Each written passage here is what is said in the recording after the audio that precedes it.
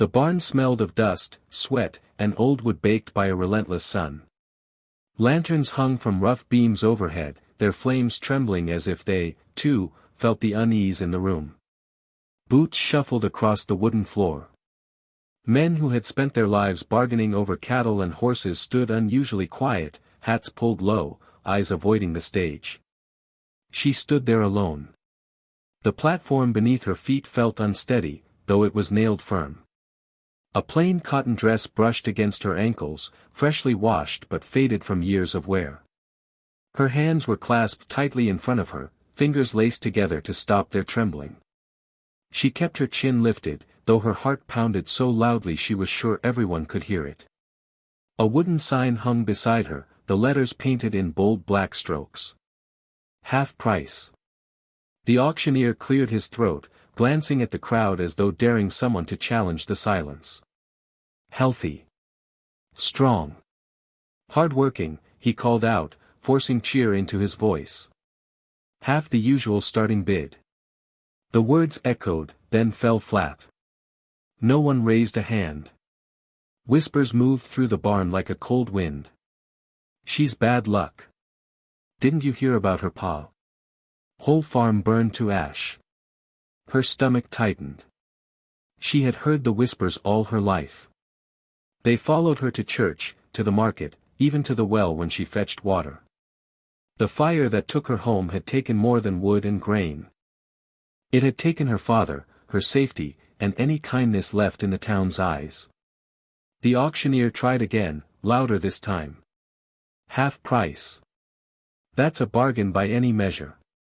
A man in the front row shifted but didn't look up. Another coughed and stared at his boots. Even those who could clearly use the extra help pretended sudden fascination with the barn walls. Being unwanted was a sharp pain. Being feared was worse. She felt it in the way mothers pulled children closer. In the way conversations died when she walked past. In the heavy air pressing down on her now. Then the large barn doors creaked open. A gust of evening wind swept inside, carrying dust and the faint scent of sage. Every head turned. Slow, steady bootsteps broke the silence, echoing against the wooden planks. A lone cowboy entered, hat shadowing his eyes. He didn't glance at the sign. He didn't listen to the whispers. He looked straight at her. And after a long, heavy moment, he raised his hand. Ripple of shock moved through the barn so suddenly it felt like the whole building had shifted on its beams. Head snapped toward the raised hand. A few men even stepped back as if boldness itself were contagious. Silas Reed, someone muttered under his breath. The name carried weight. Silas Reed wasn't known for foolishness. He ran one of the largest ranches beyond the western ridge, land that had survived droughts and blizzards alike. He spoke little, worked hard, and answered to no man's gossip. If he feared anything, no one had ever seen it. The auctioneer blinked, caught between disbelief and relief. Your bidding, he asked carefully. Silas lowered his hand just enough to nod once. His voice, when it came, was calm and steady. Full price. The barn erupted in murmurs. She's marked. You'll regret it. Half price is already too much. Silas didn't so much as glance at them. His boots carried him a few steps closer to the stage. Dust clung to his coat from a long day's ride, and his hat cast a shadow over sharp, unreadable eyes. The auctioneer swallowed. Son, you heard me. She's half price. Silas's jaw tightened slightly. I heard you, he replied. I said full. The distinction settled heavily in the room. He wasn't taking advantage of the discount. He wasn't buying damaged goods at a bargain. He was making a statement. The gavel came down with a crack that seemed louder than any before it. Sold. The word echoed in her chest like a verdict. Silas approached the steps of the platform. For a moment, she wondered if this was the part where reality would turn cruel again, where his grip would be harsh, where his eyes would reveal doubt or superiority. Instead, he removed his gloves slowly, tucking them into his belt. He climbed the steps and stopped a respectful distance away. Up close, she could see the lines of weather and sun across his face, the steadiness in his expression. He held out his hand. Not grabbing. Not demanding. Offering. "You don't have to come," he said quietly, his voice low enough that only she could hear. "But if you do, you'll be treated fair. Same as anyone under my roof." No one had spoken to her like that in years. Not with choice. Not with dignity. Her throat tightened, and for a second she feared her legs might give out. The entire barn watched, waiting for disaster, for lightning to strike, for proof that the rumors were right. Instead, she slowly lifted her trembling hand and placed it in his. His grip was warm and steady. Together, they walked down from the stage, past the staring faces and whispered warnings, toward the open barn doors and a fading light beyond. Life on Silas Reed's ranch did not begin with thunder or tragedy. It began with quiet. The first morning she woke before sunrise, unsure of her place in the unfamiliar room. Pale light spilled through the small window beside her bed, stretching across wooden floors polished by years of careful hands. For a long moment, she lay still, listening. No shouting.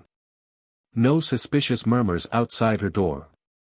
Only the distant lowing of cattle and the soft whistle of wind rolling over open land. When she stepped outside, the ranch spread wide beneath a pink-streaked sky. Fences ran straight and sturdy across the fields. Horses grazed calmly near the barn. Silas was already awake, repairing a gate with steady movements, as though nothing in the world had ever shaken him. He nodded once when he saw her. "Coffee's on the stove." No suspicion. No hesitation. Just simple acknowledgement. The days that followed were filled with work. Honest work. She mended tack, hauled feed, scrubbed troughs, and walked the fence lines.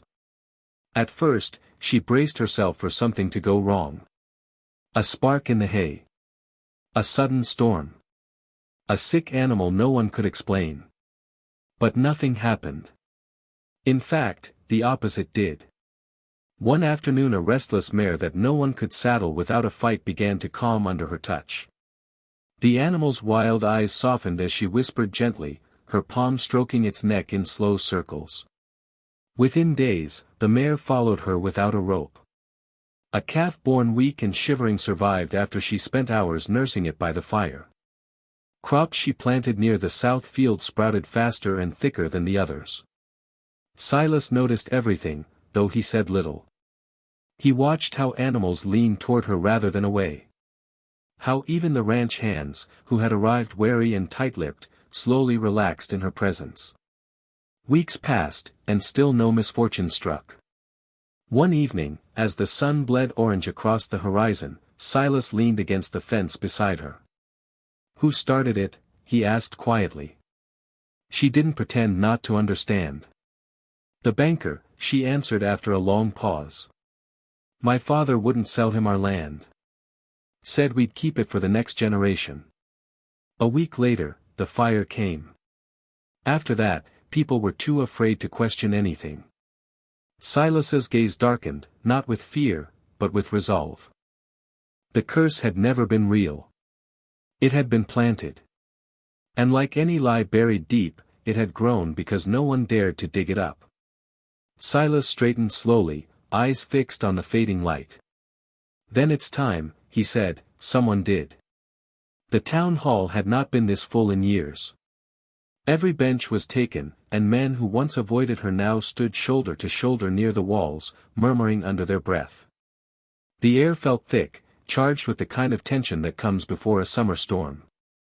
Silas stood at the front beside a long wooden table.